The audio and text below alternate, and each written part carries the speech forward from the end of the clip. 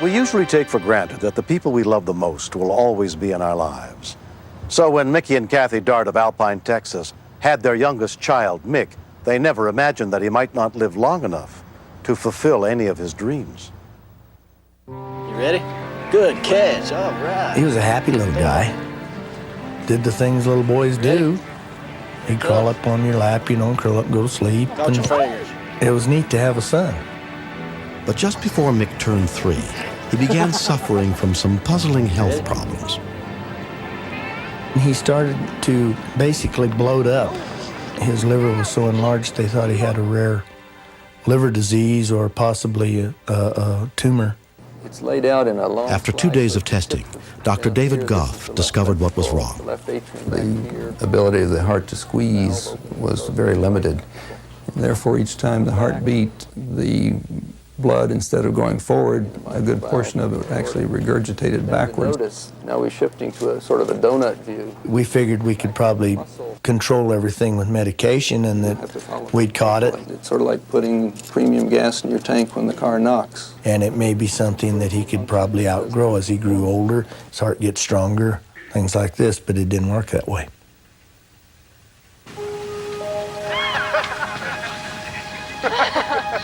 For several years, he seemed fine. Nick, get out of there. We just tried to watch what he did so he wouldn't overdo. Don't you like it? He said he would slow down himself when he got tired. I do. Mick's sister, Christy, was 10 years The older. little one, I was very protective of him because he was a lot weaker and a lot smaller. Couldn't do as much, and the other kids, they had a tendency to pick on him, and you know how kids are. He never complained. He never asked for anything out of the ordinary. Every so often he would get a little depressed, and he'd come in, and Dad, why can't I run like the rest of them? I want to play baseball and I can't. And then it got to where instead of jumping on his bike and riding over to the neighbors, he'd walk over. And eventually the air went out of the tires and I just moved the bike to the shop and nothing was ever said. By the time he was 11, Mick was so weak he spent most of his time in the house. And then in December, I was down at the barn unloading hay for the horses, and my mother-in-law came running down there yelling that there was something wrong with Mick, and he'd had a mild heart attack. He'd had a heart attack. By the time Mick was 12, his heart was barely working. He was taken to Texas Children's Hospital to be examined by a team of doctors, including pediatric cardiologist Jeff Tobin. Lay on your back, and if you pull your shirt up for me. He was what you would consider really a cardiac cripple. In addition, his arrhythmias, the abnormal rhythm of his heart, put him at very high risk for sudden death. After looking at all the information then, They just came right out and said he had to have a heart transplant. I just kind of went numb. It meant either life or death. When we continue, once you get on the transplant list, that's when you have your highest risk due to the shortage in donors. Most patients who die while waiting.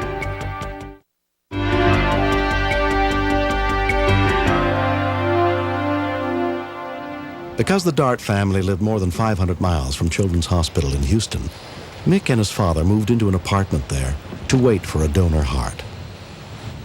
It was just a matter of time before his heart gave out, because it was everything he could do to keep him going.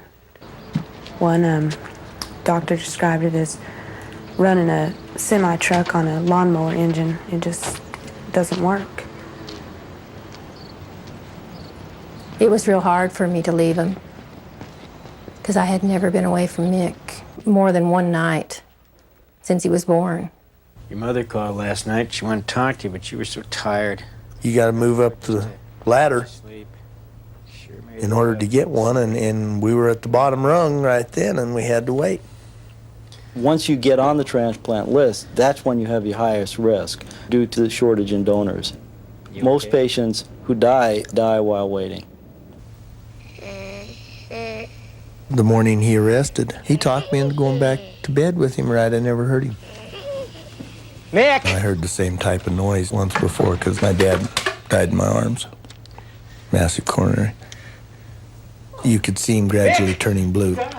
and I couldn't pick up a heart rate, and I called 911.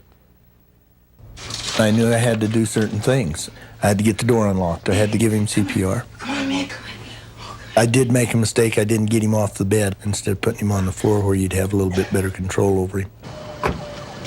My biggest fear right there was he may not be alive by the time they get here. I did a lot of praying. Fire department. The 1st Houston Fire Rescue Unit arrived within minutes, including EMT Arnold Tanguma.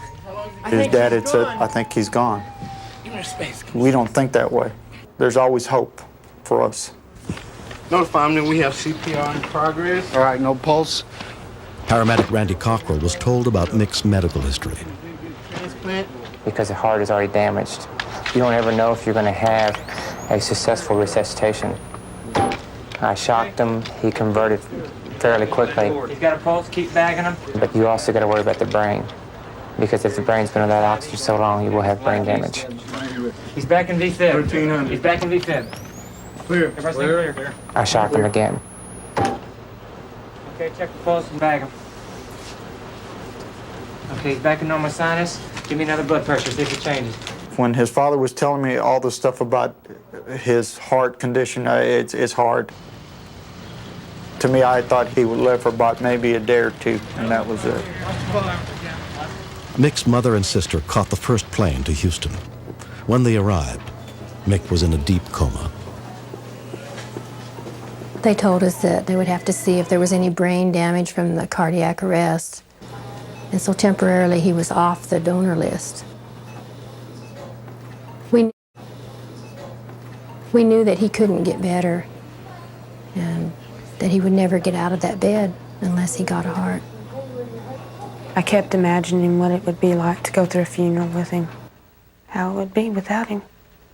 Because even then, we didn't have him. He was in a bed, and he wasn't Mick then. And they only let 2 of us in at a time, so we just basically did shift work to spend time with him. He knew we were there. He'd squeeze your fingers and respond to outside stimuli more. Fortunately for us, his neurologic state improved to a point where he gets the opportunity to become a status 1, to move higher up on the transplant list. They closed down the ICU unit for about 3 hours. We had gone home. I thought the worst. Dr. Tobin said we were going to surgery, that we had a heart. I grabbed Kathy and I thought I broke her ribs. Because we knew this was, deep down inside, I think we all knew that this was his last chance. Transplant coordinator Julia Price stayed with Mick's family while the donor heart was flown to Houston. You always worry about all the things. Can the plane go down? Will the ambulance have a flat tire? Is the new heart going to fit? And is this going to be a good organ when it gets here? We'll take good care of him now anyway. He knew what was going on. And I didn't want to say goodbye because I didn't want to scare him. I just told him that I loved him, and I said, see you in a little bit. They said, this is as far as you can go. And I looked down the hall, and there's Mick's heart. I had read they bring him in the little cooler. It made us feel a little bit better because we knew it was there and that he was going to have a chance at it. He was fortunate to get a heart donor just at the right time.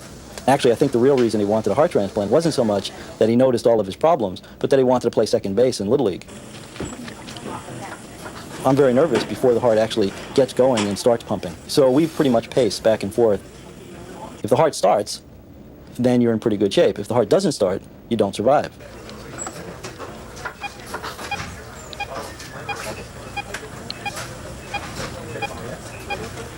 When they walked in a little over 2 hours, it scared the thunder out of us because we thought 3 to 4, 5 hour operation. The new heart's in place, and it went in smoothly without any difficulties, and we're off to a good start.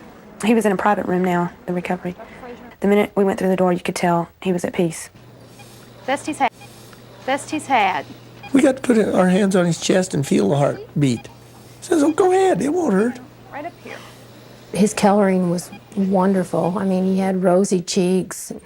His feet were warm for the first time in his life. Surgeon O. Howard Frazier had performed the delicate procedure. I think the bulk of the donors' families never really know what happens to these organs, but it can be so meaningful, and it can give a life. to someone else's child. Mick was kept in the hospital for nearly 6 weeks to make sure his body didn't reject the new heart. Oh boy. Without donations, there is no transplantation. And to me, for a family to be able, in their grief and their sorrow, to generously give so that others can live is the most wonderful gift that's out there. Oh my God, you don't stop me!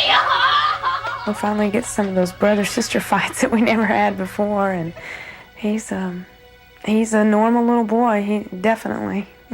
He took his mother down and held her down, and she couldn't do anything about it. He's just that strong now. I can go outside, run around, play, eat whatever I want.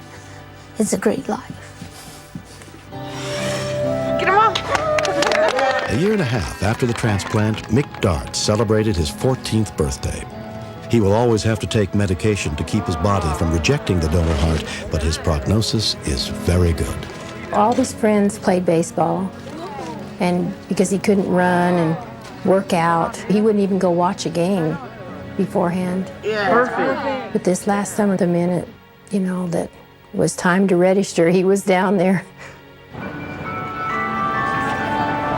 The first time he got up to bat, we both started crying because he was having the time of his life. I can see improvements in his coordination, his ability to run almost on a daily basis. It's still a learning process for him, but he can get in there and pitch, shoot, and growl was the toughest of them, I think. Though they'll never know the identity of the family who donated Mick's new heart, the Darts remain grateful to them. The part of their boy kind of still lives on. I myself had always said, I don't want to donate my organs. I want to be buried whole, and no, it's very important now. It saved my life. Then it can save another person's life. Because I'm going to donate organs too. Thank you. It's a small word for such a great thing.